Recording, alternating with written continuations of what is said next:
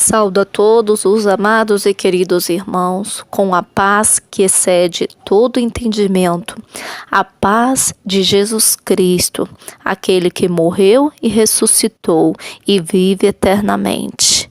Gostaria de deixar uma pergunta antes que inicie essa pregação maravilhosa do pastor Hernanes Santos. Gostaria de perguntar a cada um dos irmãos e irmãs que ouve este áudio, se agora a tua vida for colocada em jogo, se neste momento uma pessoa vier persegui-lo, vier desafiar a sua própria vida, a vida dos teus entes queridos, em amor a Cristo, se alguém vier agora colocar uma arma na tua cabeça ou dos seus entes queridos e perguntar para você, sua vida ou Jesus, a vida do teu filho, da tua filha, do teu esposo, da tua esposa, da tua mãe, do teu pai, do teu irmão, da tua irmã, ou Jesus, o que você falaria? Qual seria a tua fé? Qual seria a tua manifestação de fé? Você negaria a tua vida? Ou você negaria o nome de Jesus? Ou você negaria a tua fé em Cristo? Seja sincero, seja sincera com você mesmo e faça essa pergunta para você constantemente. Pense, analise, reflita nesta pergunta que eu te faço hoje. E que você possa agora assistir este vídeo, assistir essa ministração maravilhosa deste homem de Deus. E já deixo agora a paz, o amor e a graça do Espírito Santo com cada um dos irmãos. Dados. Eu gostaria de dar alguns dados para vocês aqui, extremamente importante, porque o que eu quero falar nessa noite talvez seja a coisa mais radical que você já ouviu na sua vida em se tratando de evangelho. 16/8/2013, cristãos são aterrorizados após ataque a igrejas. Cristãos egípcios vivem aterrorizados após os últimos ataques a igrejas. Lojas e casas que, segundo eles, foram realizados por seguidores do presidente islamita deposto Mohamed.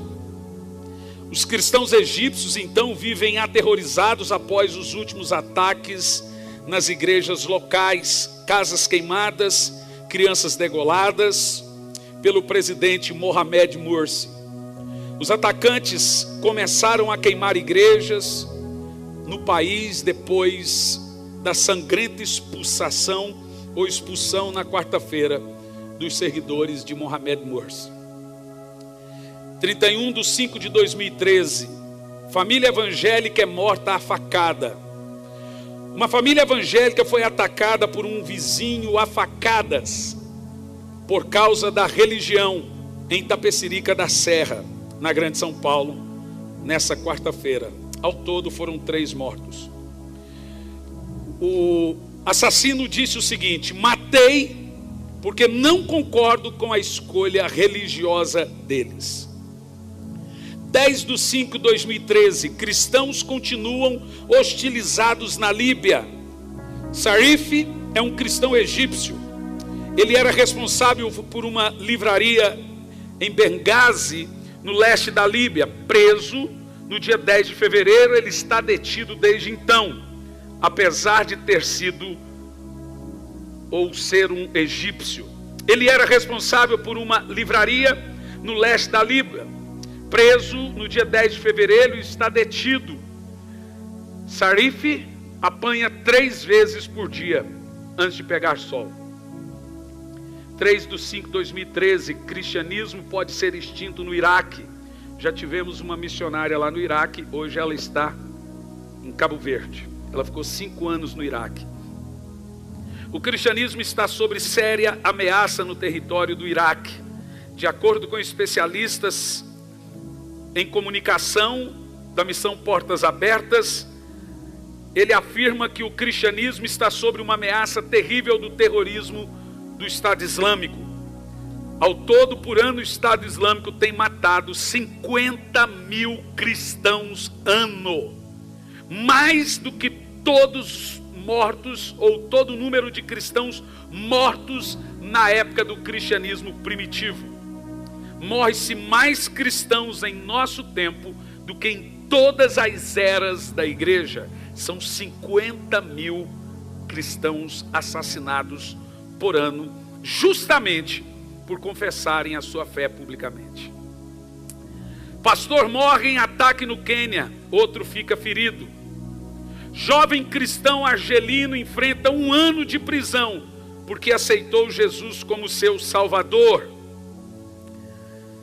Vietnã restringe liberdade religiosa e queima casas e degola cristãos. Perseguição aos cristãos em Myanmar, que hoje é o país número 1 de perseguição religiosa. Homem acusado de blasfêmia queimado vivo. E a blasfêmia é uma doutrina islâmica, e todo mundo que abandona o islamismo é considerado blasfemo, e eles colocam um pneu, vários pneus, não sei qual é o plural disso, e põem o homem dentro. Eu vi uma cena dessa em Beira, Moçambique, mas com um ladrão. Eles pegam um ladrão, põem dentro um monte de pneus e queimam ele em praça pública. E a polícia fica assistindo. Jovem assassinado por se converter. O acidente ocorreu na Tunísia e foi mostrado por um programa de televisão por nome Egito Hoje, e o debate era bem feito. O problema está se espalhando por todo o mundo hoje e rapidamente alastra a perseguição religiosa, e na maioria das vezes não é pelo governo, mas por radicais. Eu não sei se você viu recentemente manifestações nas universidades, estava escrito morte aos cristãos, na USP de São Paulo. Nós temos África, Ásia, nós temos América Latina, em todo o mundo muçulmano, perseguições grotescas e terríveis. Na Nigéria eles queimam em praça pública esses cristãos. Deixa eu te dar algumas estatísticas aqui. De cada 100 pessoas no mundo, de cada 100 indivíduos no mundo, 19 são muçulmanos, 18 não têm religião, 17 são católicos, 17 são cristãos não católicos, ou seja, ortodoxos, anglicanos, protestantes e evangélicos de modo geral. 14 são hindus, 6 são budistas. E a perseguição, 1 em cada 3 de 10, 1 em cada 3, quer dizer, sofrem perseguição. 1 em cada 3 cristãos no mundo sofrem perseguição por causa da sua fé. O início do texto foi lido. A vocês foi dado o privilégio de não apenas crer em Cristo, mas também sofrer por Ele. Pode ser que você nunca sofra, pode ser que você nunca leve um tapa por amor a Jesus, mas esse é um chamado. Pode ser que você nunca seja perseguido como esses cristãos temos aqui, mas esse é o nosso chamado. Nós fomos chamados justamente para nos prepararmos para esse tipo de coisa. Nós não estamos aqui numa barca de prazeres. Esse mundo, ao invés de ser um campo de prazeres, ele é um campo de batalha. Não precisa você dizer, não, eu não vou sair por aí dizendo que eu sou cristão. De fato, você já tem uma perseguição espiritual, chamada guerra espiritual. E só pelo fato de você confessar a Jesus como o único e salvador da sua vida, você já tem muitos inimigos, sejam eles espirituais ou não. Daí surgiu a palavra que nós encontramos na Bíblia, mártir, que no grego é martire, E para nós a palavra veio testemunha. Quando Jesus disse, sereis minhas testemunhas, a palavra testemunha é a palavra grega martiri. Vocês serão os que devem morrer por mim. Porque nós pegamos o texto da profecia de Jesus, que o Espírito Santo viria, e nós seríamos cheios do poder do Espírito, e ele ensina o motivo desse derramar do Espírito.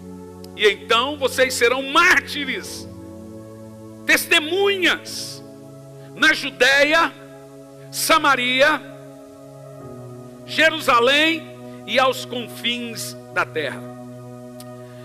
E eu digo mais, talvez o cristianismo não tivesse chegado aonde chegou, se não fosse a terrível perseguição. Ele não teria existido, se não fosse a perseguição que ele sofreu desde os primórdios da igreja.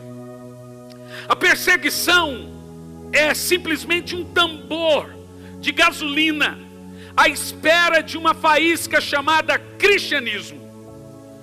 Mártire é um chamado para todo cristão. Se alguém nunca te pregou isso, você deve ouvir hoje. Testemunha de Cristo, a palavra é suave. Mártire de Cristo não é tão suave, mas eu tenho que te dizer que é a mesma coisa.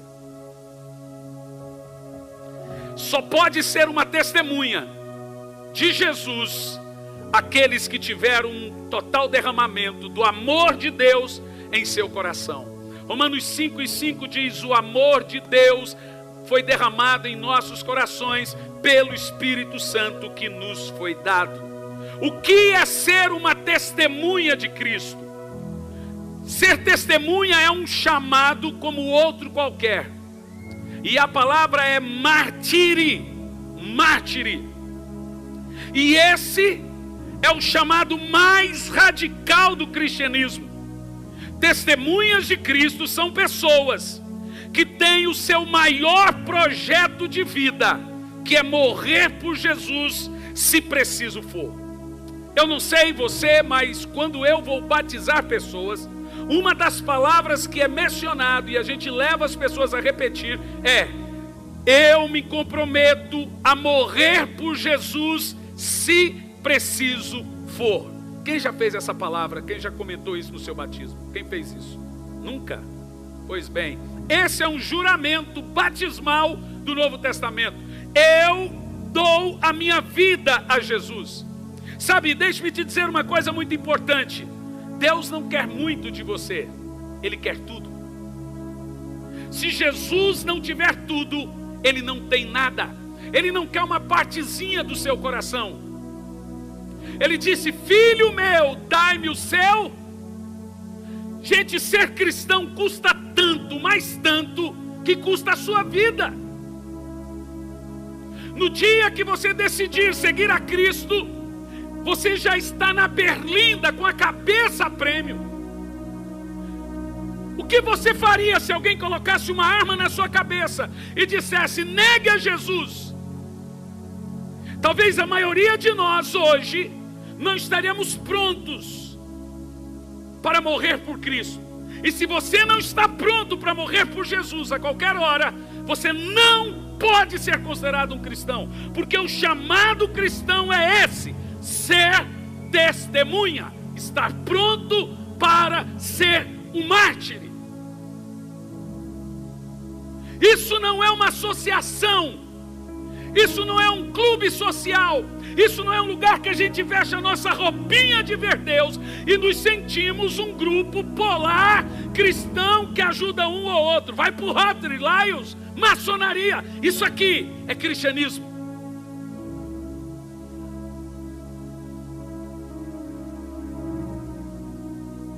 Pois a vocês foi dado o direito de não apenas crer. Quem crê em Jesus? Quem está disposto a morrer por Ele? Porque o texto é esse: de não apenas dizer que crer, mas também de morrer por Ele.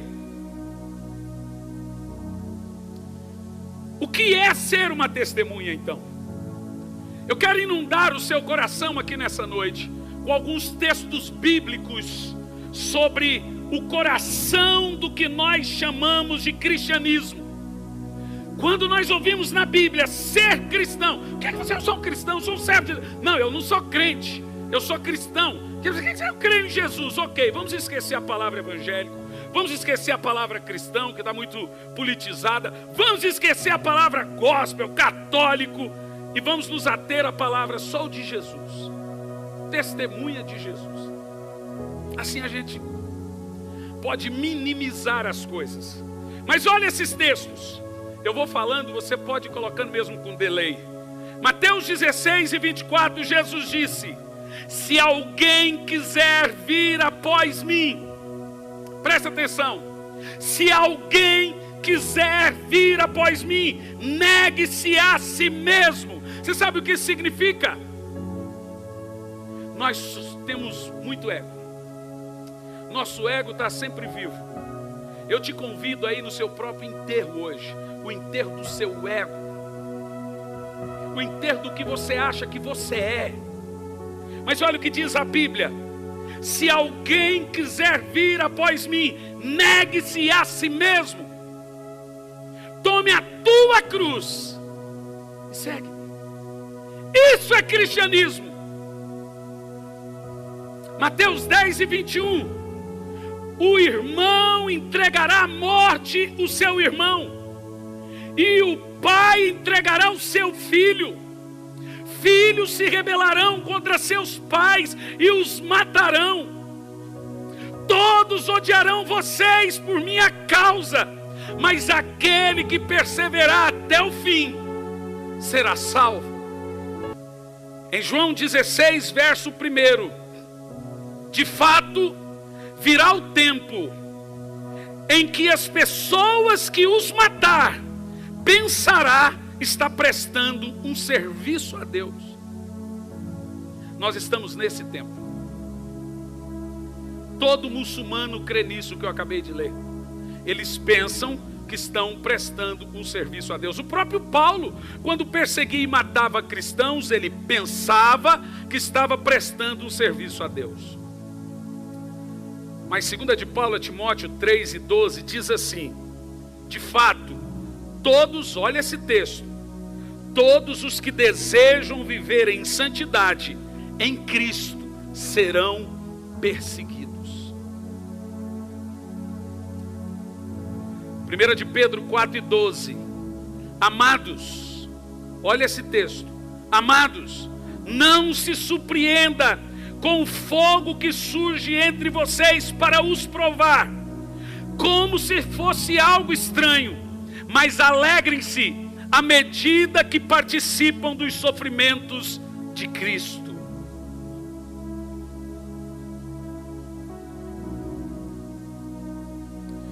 Filipenses 1:29, texto lido: pois a vocês foi dado o privilégio.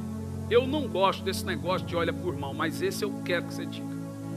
Olha para os dois irmãos aí, para o outro não ficar com ciúmes, e diga: privilégio.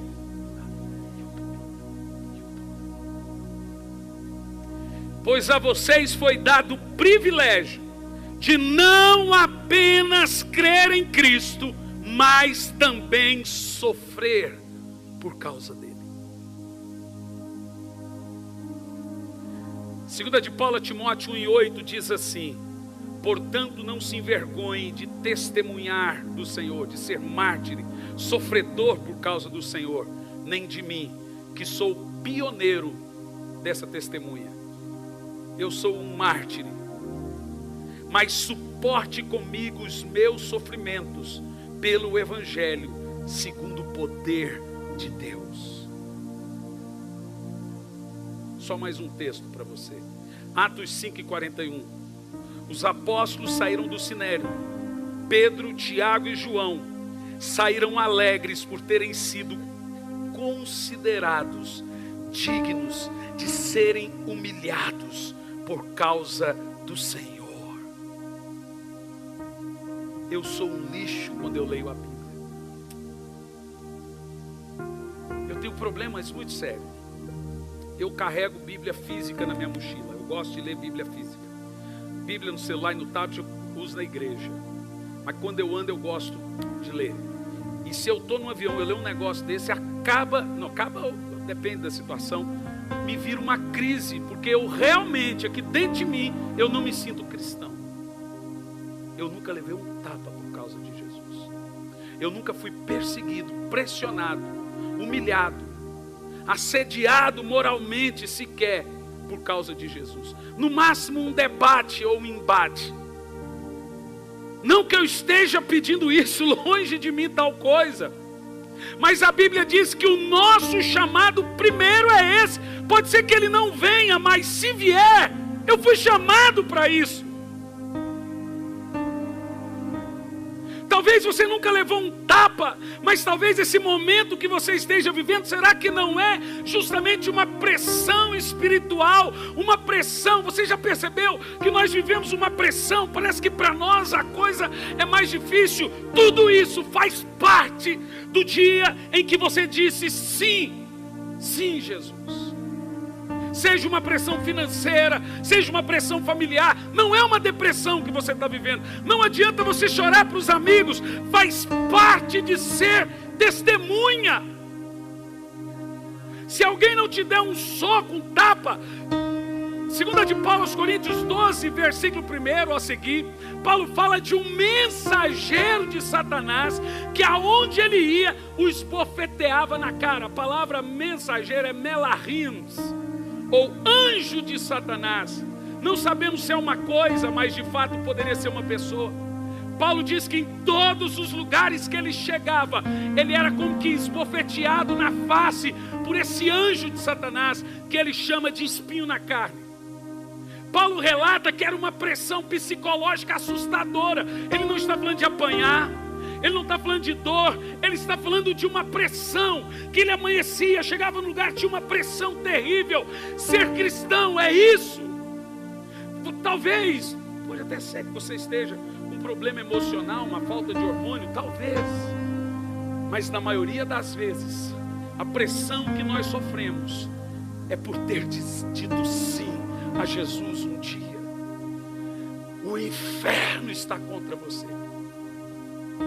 E se ele não levantar um vizinho, o patrão, alguém, os próprios demônios tiram seu gosto de dormir. Às vezes você tem que deitar e falar: Senhor, eu queria ter uma boa noite de sono. Porque você tem uma batalha espiritual, seja no seu trabalho, uma pressão psicológica absurda. Isso também faz parte de sofrer por causa de Cristo. Essas lutas que você sofre com seus filhos, aonde qualquer uma que seja, a vocês foi dado o privilégio de não apenas crer, mas sofrer, seja qual tipo de sofrimento, é porque você é uma testemunha de Jesus.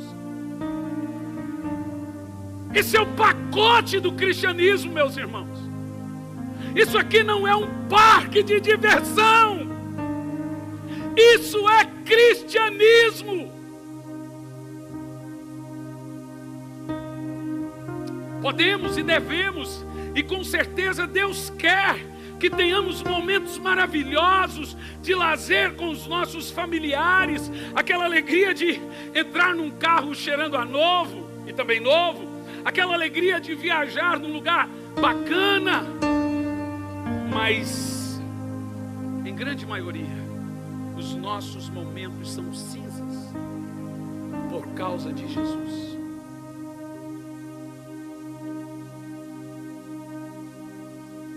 O texto que diz aqui: Pedro, Tiago e João saíram do sinédrio após de ser espancados por mais de 2 horas.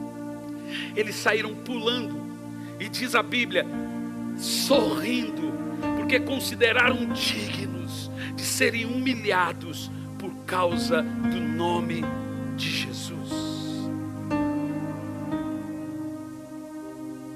Uma vez eu preguei essa mensagem numa igreja, primeira igreja Batista Central de Brasília, e lá tem uma senhorinha de 78 anos de idade que é diaconisa. E eu vou muito nessa igreja. Acho que a Elô já foi lá também. E toda vez que eu vou, termino o culto, ela fala: pastor, eu não me sinto crente. Eu olho para aquela senhorinha tão piedosa, eu falo: se a senhora não se sente crente, eu me sinto o próprio capeta.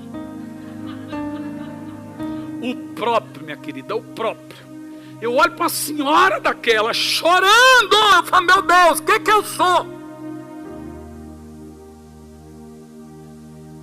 E eu quero aplicar aqui agora. O que eu vou falar vai chocar talvez o seu entendimento, a sua teologia, mas eu quero realinhar um pouco a coisa. O termo base mencionado: não somos todos sal da terra.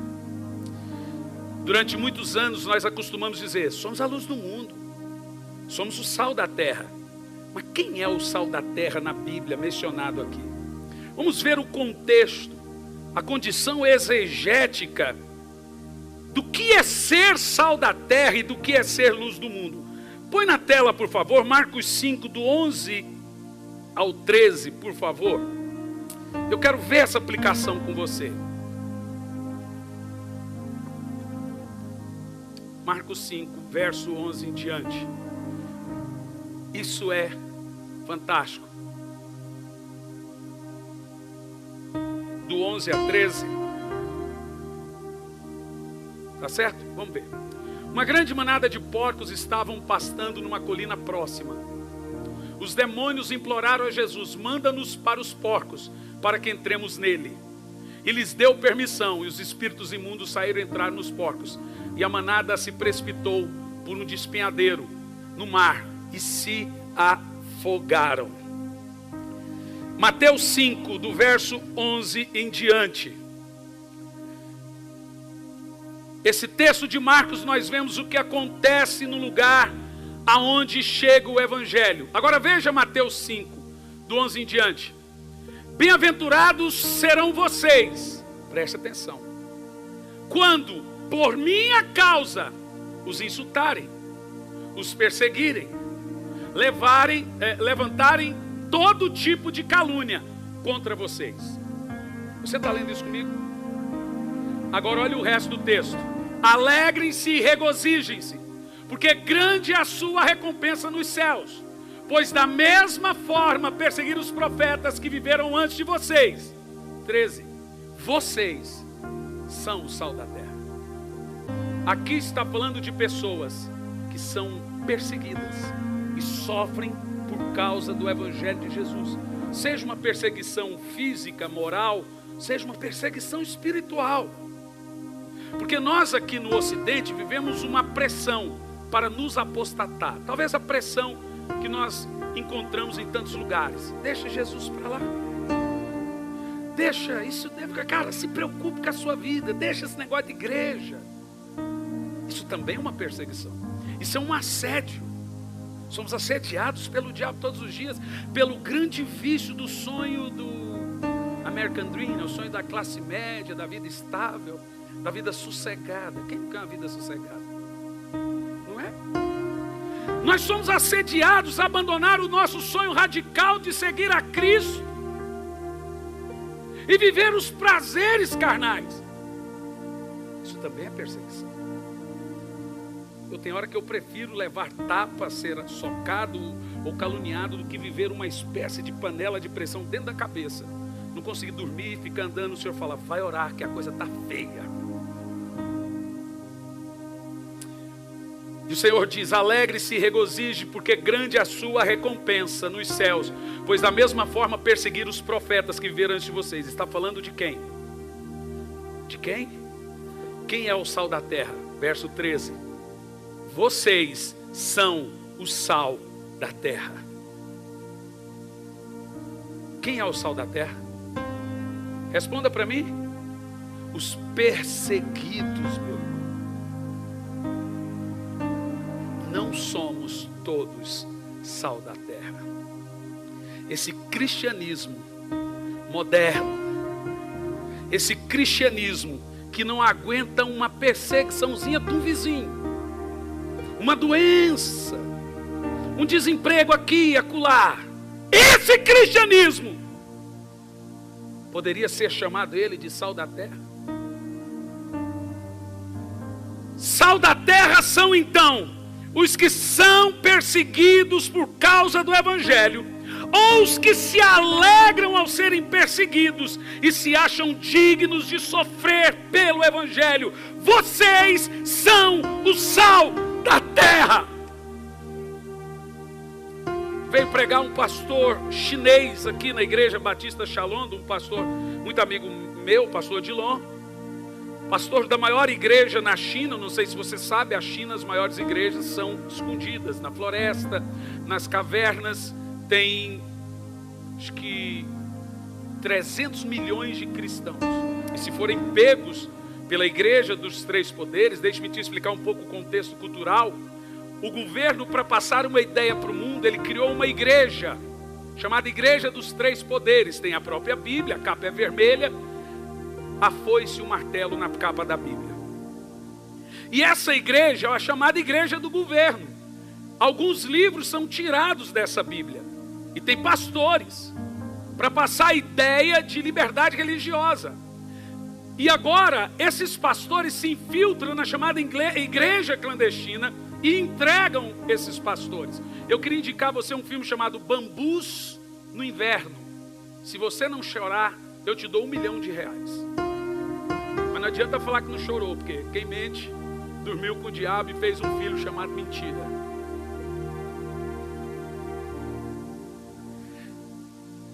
E a Igreja dos Três Poderes persegue esses cristãos. E esse pastor estava pregando aqui na Igreja Batista Shalom e disse assim: vocês do Ocidente estão orando para nós por causa da perseguição, e nós estamos orando para vocês serem perseguidos. E ele disse mais: nós temos 200 milhões de cristãos. Antes do governo tomar o poder e ter a Igreja dos Três Poderes, nós éramos 30, quase o número do Brasil. Quando veio a perseguição, nós estamos chegando nos 300 milhões. A igreja é provada no fogo. É o fogo que purifica a prata, é o fogo que purifica o ouro, é o fogo que purifica a pedra. É no fogo que você vê a diferença de quem serve a Deus e quem não serve. Meu querido, não é no meio as muitas coisas boas que temos, é na hora dessa luta. Sabe essa luta que você está passando? É um assédio satânico para você esquecer que a você foi dado o direito de não apenas crer, mas sofrer, seja por doença, seja por angústia, seja por depressão, seja por problemas familiares e vícios. Faz parte do pacote. É só lá na glória que nós vamos dizer: valeu a pena. Lá não tem dor, lá não tem sofrimento, mas enquanto você estiver aqui, faz parte.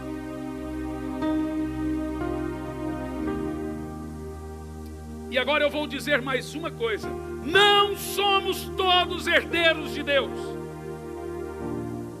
Eu já disse, não somos todos sal da terra.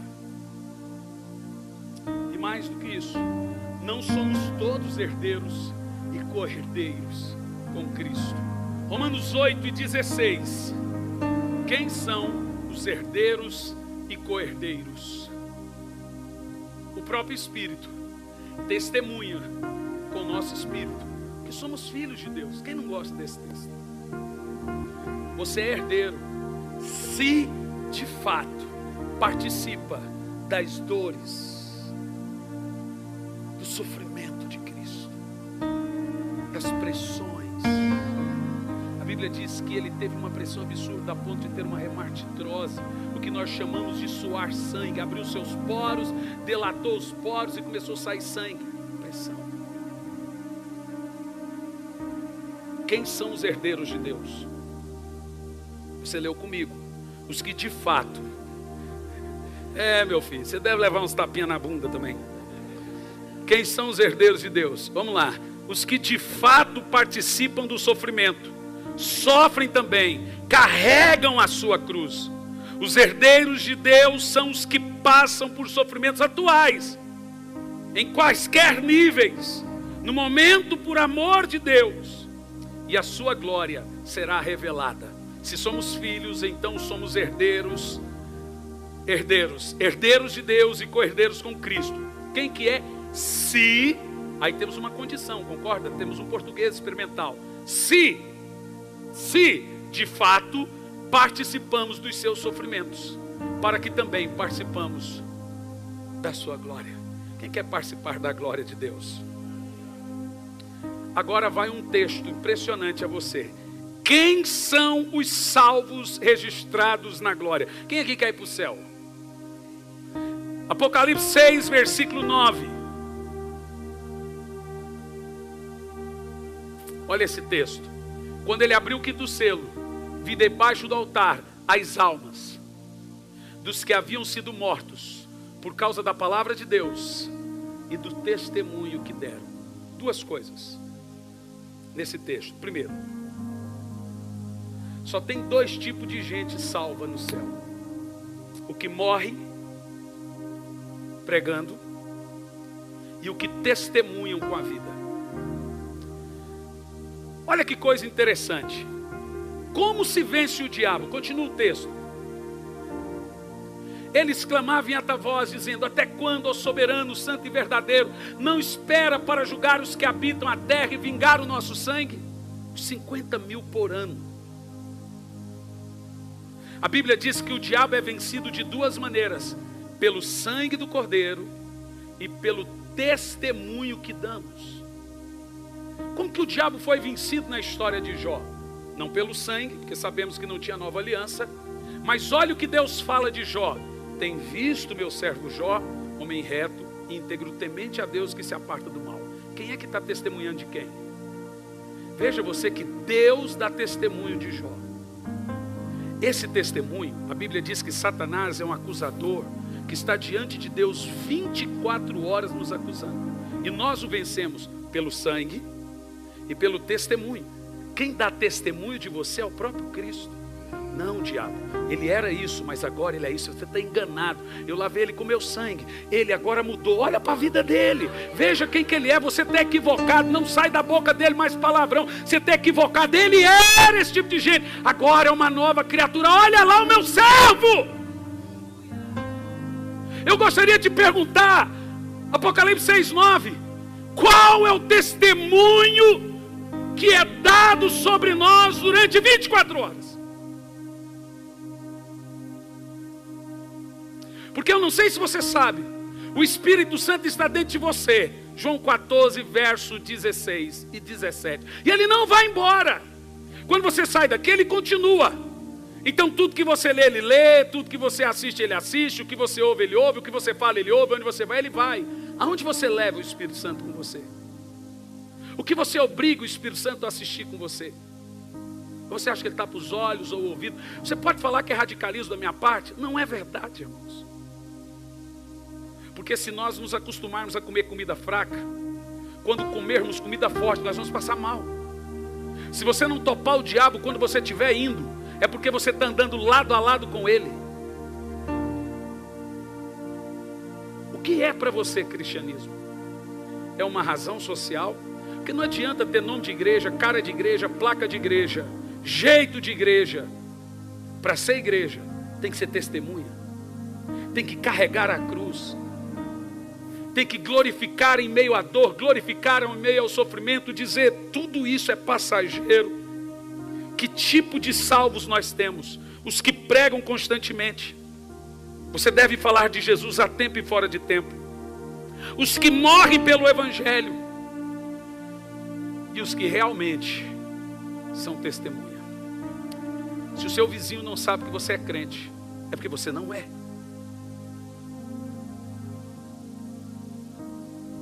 Eu vou dizer de novo. Se os seus parentes não sabem que você tem a luz de Cristo, é porque você não tem. Tem coisa que não se esconde. Jesus disse: não se esconde uma luz estando ela acesa em cima de um monte. Se você é a luz do mundo, todos verão. E não é porque você fala, é porque você vive. Nós somos a Bíblia que o mundo lê.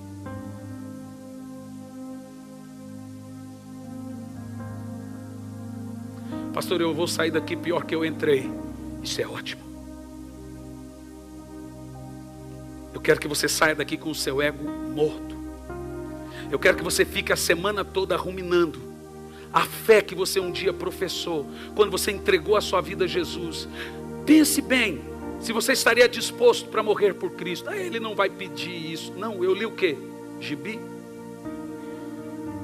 O que foi lido aqui hoje? Bíblia, meu irmão. A vocês foi dado o direito de não apenas crer, mas de sofrer.